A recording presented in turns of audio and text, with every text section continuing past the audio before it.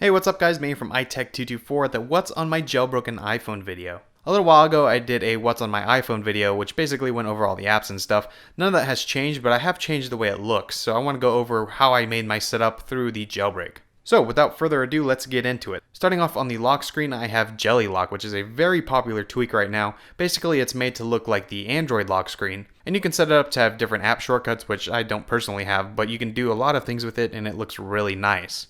Above that I have rising bars, which is a really awesome clock theme for the iPhone. I really love how simple yet effective it is. You can actually see that the bars are rising according to the time, hence the name Rising Bars.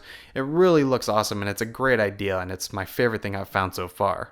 So heading into the phone itself, I'll start with the app switcher, and I'm using Auxo, which is another very popular tweak. It's really nice. It's one of my favorite tweaks of all time. It truly is the way the app switcher should be stock, and it looks amazing. And since they've done an update to it, it's a lot more stable and there's not as many problems with it. You also get your quick settings and your music controls in here, and it's just really nice. And I'm also using a tweak for my music controls called Music Controls Pro, and it gives you a whole bunch of different options to control your music. It's just a lot better than the normal play, pause, and rewind that you get normally. Going out of the app switcher and into the notification center, you'll see I'm using Blurriedncbackground, which is how I get the black transparent look. And there's a whole bunch of different settings you could do to this. You can really make it however you want. You can choose different colors, you can choose how blurry it is. There's just an endless amount of tweaking you can do to this to get it perfect the way you like. As for widgets, going from top to bottom, I'm using Inteliscreen X just for the time because I don't have it in my status bar. Below that, I have weeflashlight, which is a great shortcut if you ever need to get your flashlight really quick. It's just a swipe away and I use it all the time. Below that, I have NC settings, which is another very popular tweak, and it's a must-have for your jailbroken device. From here, you can control pretty much all the settings on the phone, and everything you need is just a click away, so it's really nice to have. And below that, I have Tap to Widgets, which is a shortcut for creating a new note, a new reminder, or you can tweet from it and post to Facebook. It's really nice that it's there, although I honestly have to say I've never actually used it, but it's nice that it's there just in case I need to.